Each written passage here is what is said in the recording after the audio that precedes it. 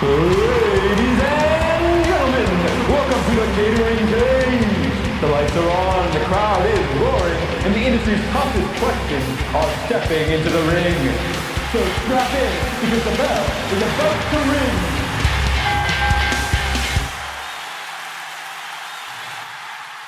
Morning, everybody, and welcome to another summer episode here at the Catering Cage, where what we do is we spend all of our time talking to people about catering. We deal with suppliers, operators. We're always trying to find ways to make it easier for more restaurant operators to do more catering. Today, I'm very excited. I have a brand builder with experience across multi-unit restaurants and CPG. You're going to meet her today. She's amazing. She's led national marketing for over 7,000 Burger King locations, launched Diablo hot sauce at Taco Bell. Very exciting. That's one of my favorites. And is now leading the brand marketing at Dig In. And I'd like to welcome to the show Jessica Serrano. Hi, Thank you for Jessica. having me. Hey, Hi. thanks for making time for us. So you're in Florida today. I am, yeah. Prediction: sunny and hot. You nailed it. It's like every day, right? Every single day. Do you get? Most days. Yeah. And then when the storms come, they're really intense, right? They're just like they can Right be. on. So, let's talk a little bit today, Jessica. First of all, thanks for making some time. Happy to. Budgets are tight with catering, as we know, right? Like really tight. Um, any lessons you can share for scrappy teams, national brands, on how to build connection, consistency, momentum? What are some of the grassroots things that you would recommend for operators to do for more catering? When it comes to catering specifically, there's kind of a three-pronged approach that is the way that I think about it. The first piece is curiosity, which is really getting to know the market in which you operate and what are the nuances of it, because that can really inform the best ways to leverage a limited budget. So to be specific, are you in a college town? What are the ways that the business might ebb and flow in relation to that? Are you in an urban market like we are at Dig and supporting office admins? Or are you targeting families and special occasions? And then the second piece is generosity. I'm a big believer that if you have no dollars to spend, the one thing that you should invest is food cogs and giving away free food. And that Mm, can be in the form of catering drops. Yep. And I think sometimes operators are like, oh my gosh, $100 of food going out the door for free. Test it. I'm telling you, the ROI is there. And even if it's not a full, small catering package, even doing surprise and delight things like dropping a box of cookies off to introduce yourself to, some of the businesses in the area. Or inviting folks in for lunch and, they could convert to catering Yeah. at a future date. So, Yeah. food Yeah. is a great tool. And then lastly, reciprocity.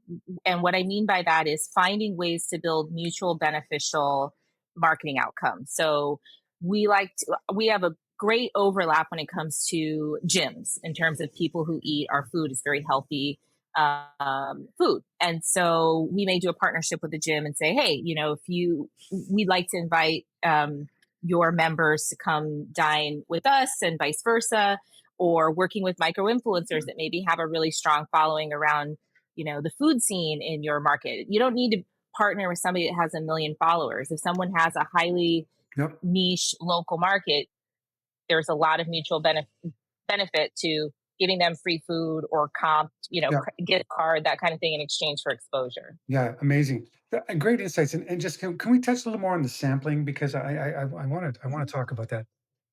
Well, many years ago I wrote a book, you may or may not know, and in that book I had a section called sampling cells. Okay, so and that came out of my own experience, from being a deli operator at Tony's Deli, right? And Mm-hmm. and I'm with you. I meet a lot of operators who are going, "Oh, that's too expensive," and they start shortchanging that program, or they drop, um, something that doesn't represent the brand very well. They're afraid to invest in the sampling, and I think it's such a big one. It's such a big one because and like, as you know, food is a very personal experience, right? It's like you eat something, you have a person. Everyone experiences it differently. It's not, Yeah. and then we talk about it, and have you, and all that kind of stuff. But the relationship with the brand is made through the food. you know, Absolutely. and then of course hospitality and service and all that stuff and culture and all that stuff falls behind it. But let's dive into the sampling because I want to share with you what I at least what I used to do. Okay. I had two Mhm. ways of going about it. We would go on the floor every day in the restaurant during power hour at lunch. We would shake Yep. hands, talk to people, clean the tables, ask them how their meal was. And in that process, we taught our people how to recognize what might be a catering lead, somebody who might be interested in catering. And we would teach them to strike up a dialogue with that. They would enter into a dialogue. And ultimately, the goal for that individual at that moment was to get their information, a business card in those days. Okay. And then that would go over to our catering sales team. Okay. And the catering Mhm. sales team, right? They would then get on the phone, they would prospect, get all the information. And what I know, right? Which is that, a business to business catering account, okay, could represent $25,000 a year in sales. It's not a small thing, you know. And so, Absolutely. right? So what we would do is Kate, who was our salesperson, she would call up and she would make an appointment and we would drop a sample basket. We called it the gourmet food basket. And maybe I can give Nico a Okay. photo of it and we can put it up for the podcast here. But it was a healthy tray of a sampling of sandwiches, salads, or some Mhm. like spicy olives. It was a beautiful, beautiful thing, and it wasn't cheap to produce. Okay, and No, I bet. yeah, and what we would do is we would schedule the drop offs um, post delivery. So the rhythm was, if we had 5 sample baskets going out today, it would be an we would make an order for it. It would go into our order management. It would hit the Right. production. It would get packaged. It would go to the shelves. The drivers would know what it is, and we would just do the deliveries at the after the lunch deliveries were done. Okay, Uh-huh. right? And then Kate would Yep. follow up. Now, what I want to say and why I go through this long story is because more often than not, if it was prospected property, okay, and we qualified the person well, it always, almost always converted immediately into new Mhm. business. And as a matter of fact, it became so popular, people would call up and say, "Hey, can we order that basket you sent over the other day?" And it became the gourmet food basket. We sold it for 89.95. Okay. So that's what happened there. The second thing that we used to do is we would give our drivers baci chocolates. So it was an Italian concept called Oh, yeah. okay. So we would give them baci chocolates with a little Mhm. card, and part of their function was when they finished their deliveries, they would go in the building. In those days, you could access the floors. You would drop a baci chocolate for the receptionist, along with an introduction to your catering services. Just to kind of like canvas. Yeah. Anyways, so the message is sampling sells. It's a Yep. huge thing. Um, what can you tell us? Something more like an advice for any operator, like what should they do with their sampling program? Um, can you get like I know you talk a little bit about cookies and stuff. I Yep. personally feel like a cookie drop, that's like Mhm. maybe that's like the batch of chocolates, but you should really like deliver to impress, right? Right. Yes. So, first of all, how long ago were you doing that? Well, that's a long time ago. So it's like So, I'm afraid to tell you it's so long ago.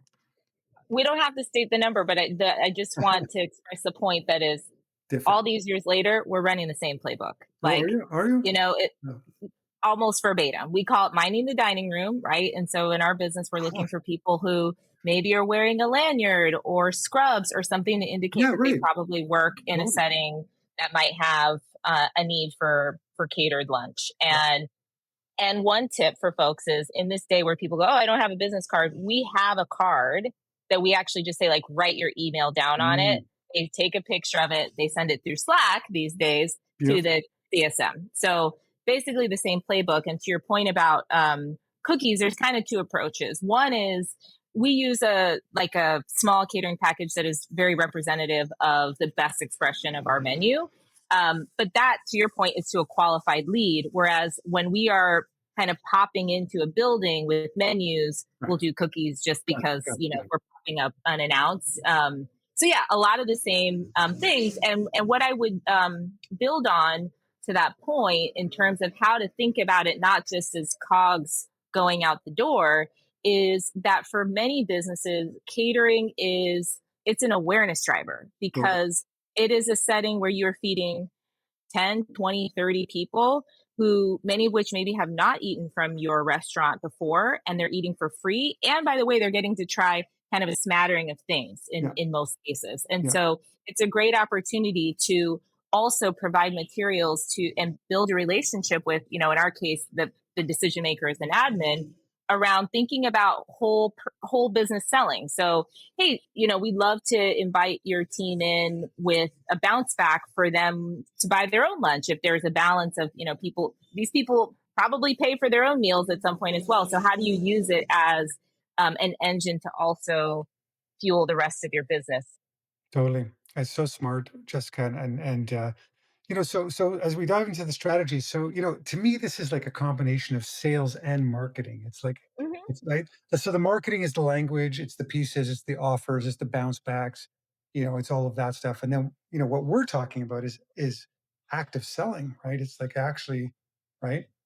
Hmm. And that concept, can we dive in there a little bit, just in terms of your experience? Because the concept of active selling in many organizations that I go into is lacking. Like they don't get it, Right. or they don't want to invest in a salesperson. Okay. Right. Um, Look, without throwing anyone under the bus, I mean, a lot of people take the path of least resistance. They're relying on third-party marketplaces to get all their orders, Yeah.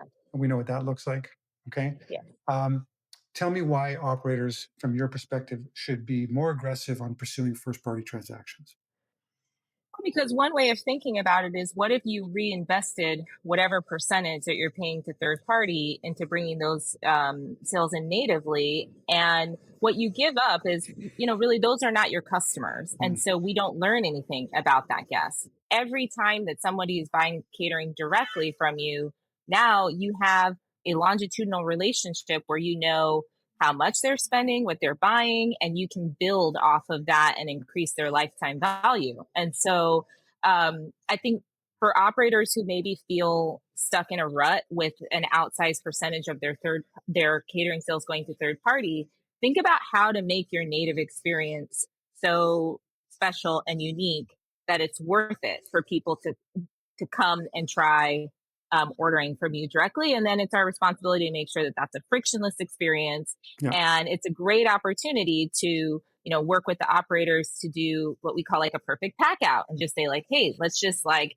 do a quick audit. Does it have the utensils, all the sauces? We send a handwritten card from the chef, and Yeah. that goes a long way as well. I mean, really, at the end of the day, this customer, if they are responsible for feeding a team, what they care about is on time and accurate. The pressure of having to feed a group of people, you just want everybody to have what they ordered and for it to go smoothly. And Right. so even, little touches like, we put line cards with each of the trays that have the allergens on it. We found that to be a huge selling point for admins who feel a lot of pressure to make sure that they know what has gluten and what's has soy.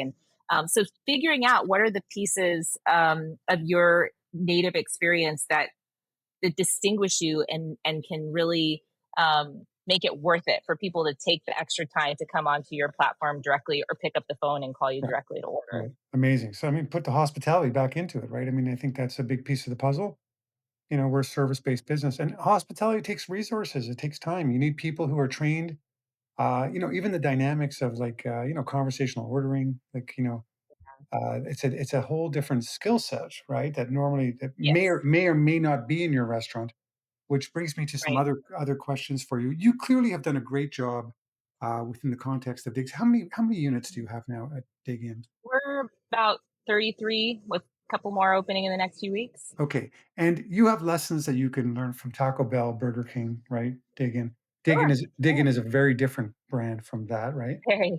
Can Yeah. you like what do you like? What is your view on taking a lot of what you've done there and applying it to fast food? Does it work? Well, it's interesting because Dig In is been my first experience in catering because I came from large QSR that at least when I was on those businesses, catering wasn't a focus. I think we're seeing more and more that traditional QSR brands are realizing the power of Yeah, catering and trying to figure out how to crack that code. But I think what I learned from my time at working at those, world class brands is that they do a really great job of understanding the business as it relates to gaps and identifying a menu gap or a category gap and building around that. So, when I chat with the peer set about their catering menu and we look at it together, I'm often looking for, you know, does your assortment meet what your customer needs? Do you have a visual representation of your menu that makes it easy for a person to place an order for multiple people? Is it clear what the allergens are? Do you have the right assortment of sides and desserts and beverages? Does the pricing construct make sense? So I think really just thinking through the lens of who your customer is. Hmm.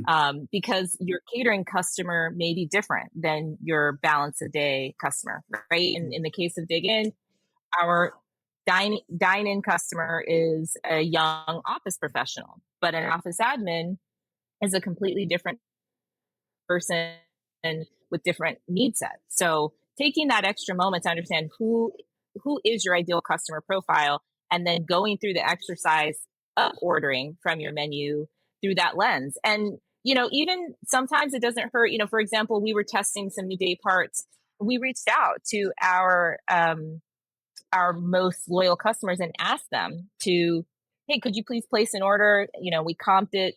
Please send us your feedback. What did you like about it? What did you think was missing? So always being a steward of who your customer is and getting their feedback and making sure that you're building out your assortment in a way that resonates with them.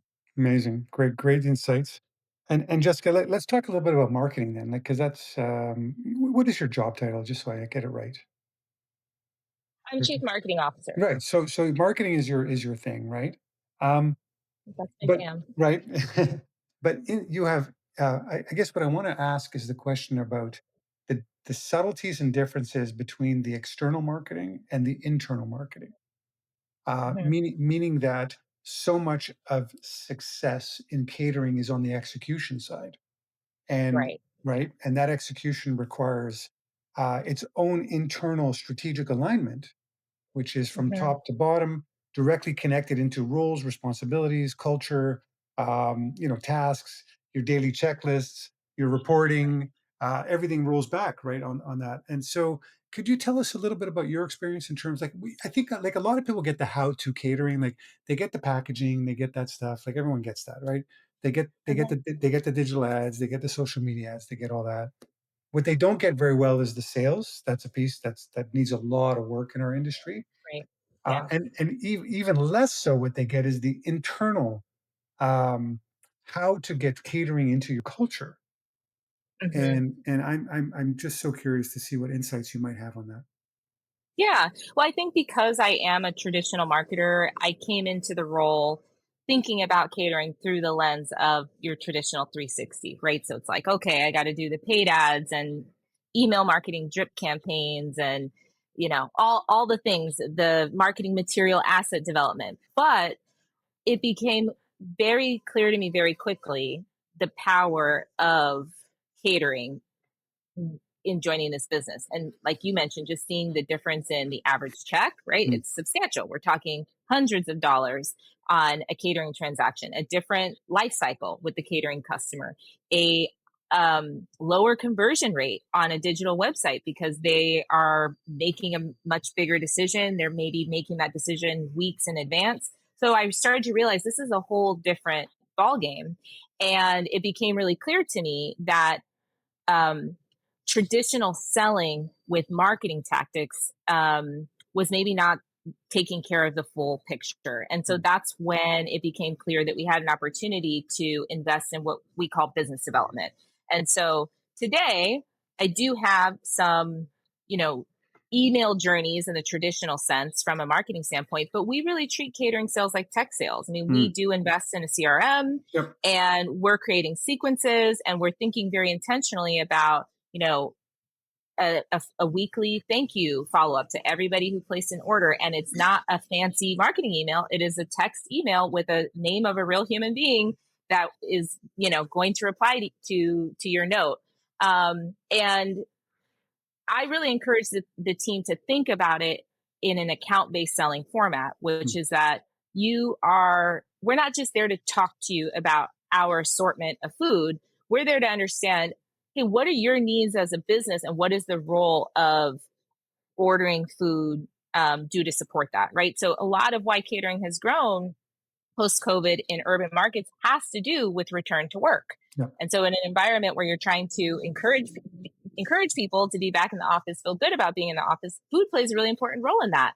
So totally. there's a difference in talking to you about, hey, here's our catering package. It's $140, but what if we're talking to you about the role that food plays in building camaraderie, a more engaged team, and how do we handle objections when someone says, I don't have budget for catering? Well, we don't just serve Mm, catering. There's a way to then move them into the other parts of our yeah, business. mhm, And then to your point, aligning those business development associates with the operational counterpart, because the guest experience will never exceed that of our team members' execution. And so making sure that we are constantly working in concert to make sure that the reviews reflect and the feedback reflects that we delivered a good experience. And if we haven't, yeah, let's take a pause and revisit that. So it really is a multi cross functional effort yeah, yeah. beyond just traditional outbound marketing tactics. Mhm. Yeah, for sure. And I think what's interesting in your case,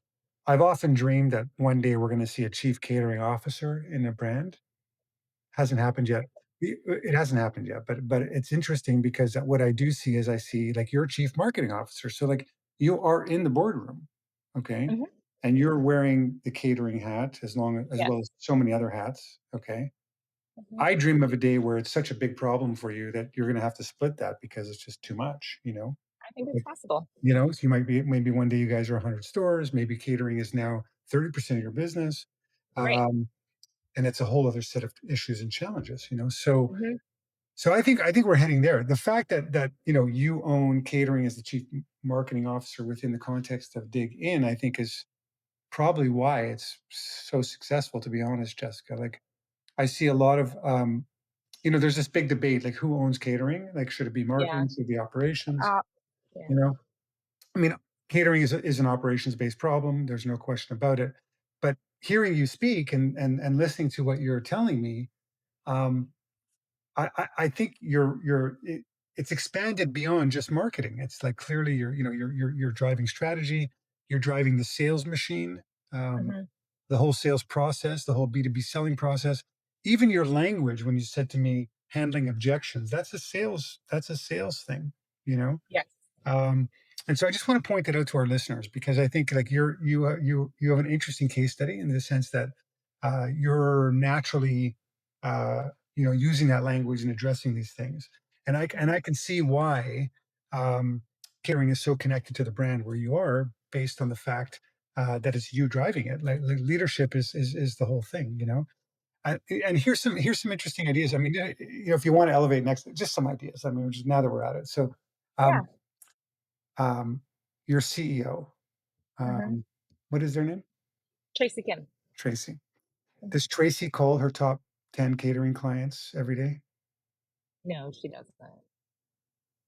Aha. So imagine a very easy thing, and I don't know Tracy's time and resources, and maybe she has an assistant or whatever. Okay. But what I learned was when a CEO reaches out to their catering customers, top ones only, what Hmm. it does is it really demonstrates the connection of the brand to the customer. Okay. Yeah. And by the way, it is low hanging fruit.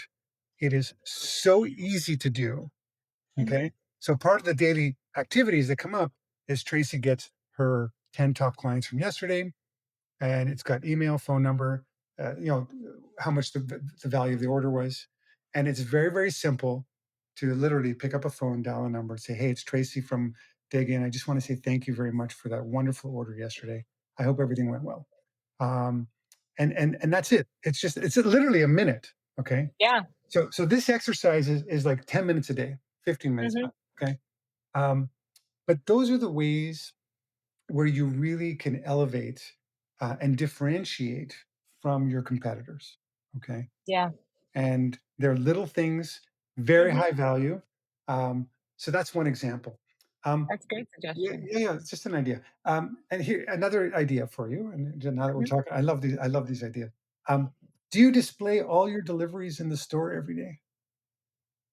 You mean like Your catering orders. no, not on Okay. display, Okay. no. So this is hard for marketers. Okay. Uh-huh. Because you have a certain amount of wall space within the context of your four walls, which is directly connected to the design of the restaurants.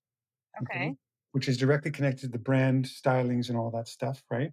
And so typically marketers don't want to give up wall space or they're worried about wall space in the restaurants, okay, in the four Mhm. walls. What I used to do, I put up a chalkboard in the old days. Okay. You could do this digital now, but in the old days there was no a chalkboard, okay? And it started off as a chalkboard, I should say, and we had it built. And it was pretty tall, okay? And every day, as part of the opening procedures for the store, people they would write down all the catering deliveries, okay? And then, Mhm. so what would happen is people would come in, and they would. And it was a big sign that said catering deliveries, so people knew. Okay. And people would walk into the restaurant and they would go, "Wow, you guys are doing all those deliveries today?" And it would start, Interesting. yeah, yeah, and it would start a dialogue, or it was like, "Oh, my wife works there." That kind of thing, because it's all Yeah. this is all local, it's in the community, right? So everyone knows it. Right. Now, that the chalkboard it became too small, and so Uh-huh. what we had to do was we used butcher paper. Oh, okay. Yeah, so we took a wall, That's cool. yeah, we put up butcher paper, okay, with on a roll, and we would just pull it down, and with a felt marker, we just write, Write it out and that and was then rip it off next day. another little idea. Okay. So it's remarkable to me that when I go to restaurants, it says we cater, but they don't show it anywhere. It's like it's not with it's like always like this. If you want catering, here's a number to call. Yeah. As opposed to going, wow, we cater and look at all the stuff we got going on today. It creates a different dynamic. Mhm. Um, so I look forward to receiving the Instagram post when I love it. I don't know. Maybe you have some wall space where you could do some try it in one store and see what happens, I Or love how to your to the initial point of the conversation, like what are things that you could do if you don't have budget? yeah, that's Anybody can put up yeah, a board or pick up the phone. yeah, Um, right. those are Please. great things that I'm going to take back to the team. Will you Thanks for will that. you keep will you keep me posted and let me know how it I goes? will. If you Yes. measure it, okay? Like measure it. Yeah. Because these are anecdotal, like I don't have data, like I can't give you the data, okay? Uh Yeah. No, I mean, even the phone call one is an interesting one because I'm thinking about like, do we even do that enough as a oh, sales team of totally. picking up the phone, right? Because I think there's a lot of um, just people are scared to pick up the phone these They days. are. They're all But reluctant. I think your point about at the highest level of the organization, just what that gesture, because I think if it sometimes, that a salesperson may reach out to confirm that an order went fine, and that's a little bit different than a person that is presumably very busy taking the Yeah, time to just yeah, say, I notice and your business means a lot to us. So yeah. that's a great provocation. Yeah, and when the CEO calls you, you feel important, Yeah. and frankly, you are important. I mean, Right. maybe the top order was a $20,000 catering order. I don't know, like who knows what it was yesterday. It is these are not insignificant transactions. They're not. Some of them can be sizable. And again, I mean, across 31 locations, I don't know how many catering orders you guys are doing every day, but it must be like close to 100, I would imagine, right? So, Go on. right within the context of that 100, the top 10, could be very sizable opportunities. And the other piece of it is that, and we know this is that 80% of our business comes from 20% of our database. That's right. So that begs the other question, which is, do you run a sleepy client report and then, call, like, how do you guys are watching that, I would imagine all the time, or not, but We there's a, are. Yes. yeah. Okay. We So do it I, through sequencing though. We create lapsed customer sequences where we're, yeah, inviting them back into the fold. yeah, great. So those are the activities that I see, is reviving that dormant client list, Hmm. taking care of your top customers every day, and of course Hmm. you're canvassing for new business all the time, and Also, you're using your sales engine, your team, your outbound, you're using your sampling program to do that. Um, and you create this sort of a symbiotic engine that's happening every day. So these activities get rolled into your culture, and find that what happens, it really drives business because Mhm. and when the CEO is really involved and engaged, it's so demonstrative to the rest of the team, which is like, wow, my leader is actually engaged in my catering business. Yeah. It empowers the GMs, it empowers all the catering teams. It really is a strong thing. Um, yeah, so those are some really kind of cool ideas. But before we wrap up, yeah, I just want to talk a little bit about storytelling, if we can, Mhm. Jessica, at the brand level, but at the store level. Okay, Okay. are you doing anything special to? I don't know if you have like a catering representative. Like if someone says, "I'm interested in your catering," is it just anybody that can answer? Do they go get somebody as a catering specialist? Um, Mhm. what is the procedure, and do they have the ability to tell the story? Is that something that's teachable and something that you do? Yeah, so because of where we're at from a scale standpoint, we each business development associate oversees a region. So they have a cluster of restaurants that they're responsible for, which does mean that catering is everyone's job. So there does need to be comfort speaking at the restaurant level about catering, whether it's the chef operator or another member of the actual restaurant team. And so if somebody asks about catering, the great news is that we've created materials to help them tell that story. As I mentioned, we've got every single order is going out with a signed note from the team, and they understand the differences between what you get on third party versus what you get direct, and how to talk about those benefits. And of course, we have all the traditional, menus to send out with the team as well. But then ultimately, the point for conversion is making a connection in the restaurant to a BD person who can help either facilitate a drop or place that first order in the spirit of white glove and just make it super seamless. Yeah, But there is constant communication between the sales team and the people, the boots on the ground that are, I mean, they're really the lifeline because they know who's coming and going from their restaurants. They know the traffic patterns of the neighboring offices and hospitals. So it really requires a lot of regular interaction, and it's why the BD team is spending most of their time working from the dining room, right. so that they are close to that experience as well. Yeah, great. So last question, like training wise, like what kind of training do your team members get? Like what sort of investment do you make into training them?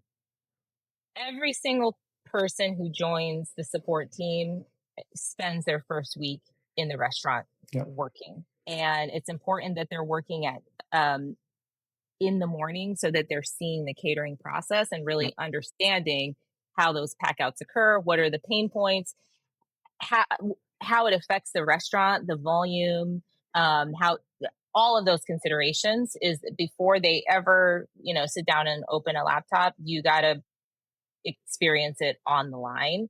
And then from there, the great thing is now that we've got a playbook, we know how to train the next crop of business development members yeah, in terms of coming in and building your book of business, and that balance between, as you said, cold outreach, nurturing existing leads, um, and everything in between those two things. So there's a combination of working in the restaurants, but also teaching this account yeah, based selling yeah. and how to handle objections and all So of that right, too. and so that's an ongoing process for you.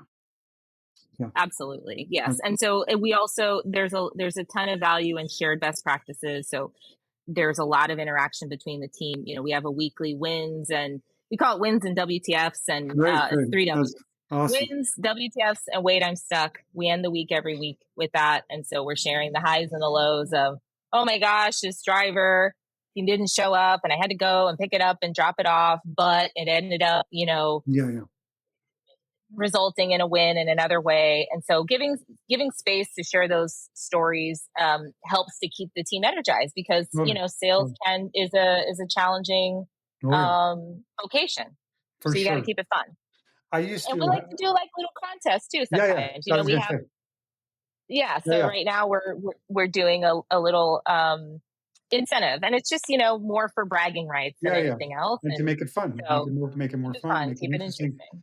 Challenge of Yeah, the day today. Here's some movie tickets for you, that kind of thing. exactly. I think that's brilliant. Another idea for you, if you're interested.